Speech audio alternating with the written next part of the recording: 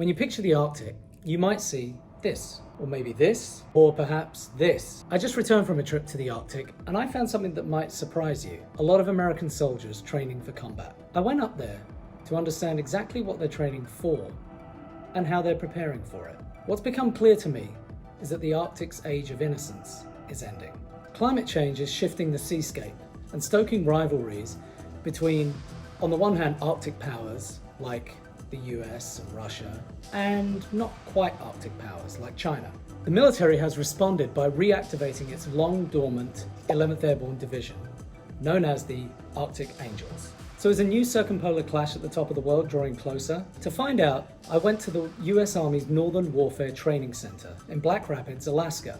It's about 180 miles south of the Arctic Circle. Fewer Americans visit Alaska than any other state. Like many who do go there, I was captivated by its raw beauty. On the other hand, it takes a long time to get there, and the weather is also quite raw, as I found out rather quickly. Now, defense planners see Alaska completely differently. It was invaded during World War II, and at its closest point is less than 3 miles from Russian territory. You can actually see Russia from land here in Alaska. It is both a strategic salient and a potential backdoor to North America. But what does it mean to build what Major General Brian Eifler, who commands the 11th Airborne, calls the Arctic Warrior, in a place so desolate and in large parts uninhabited or even surveyed? Nestled amid the mountains of the Alaska Range, the Northern Warfare Training Center sort of looks like the most basic ski resort you ever saw, minus the fun stuff like bars, but on the other hand with lots of patrons wearing camouflage and carrying assault rifles. Soldiers here train in how to survive and fight in the harshest of conditions.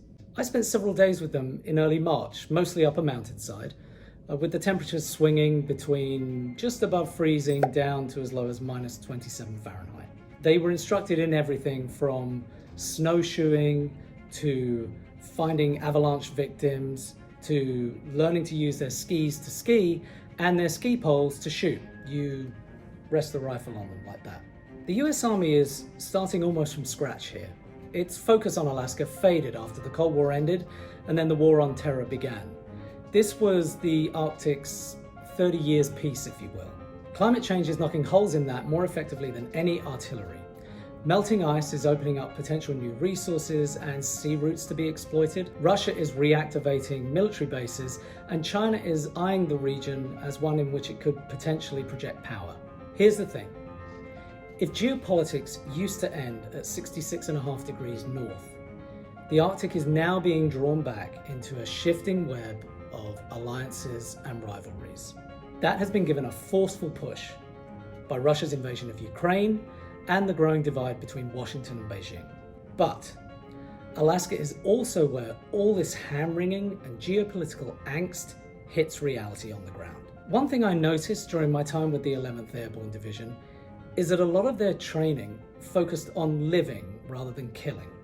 Potential threats to the Arctic are hard to pin down, so Major General Brian Eifler focuses on forging that Arctic warrior, a soldier that has developed those Arctic calluses, as he calls them, and is able to survive and thrive in this environment. Because the most tangible adversary here is the place itself. At minus 35 degrees Fahrenheit and with a wind speed of about 25 miles per hour, your face can get frostbitten in as little as 4 minutes, which is about the time it takes to watch this video. Retraining the Army's Arctic muscles is happening slowly. They're testing everything.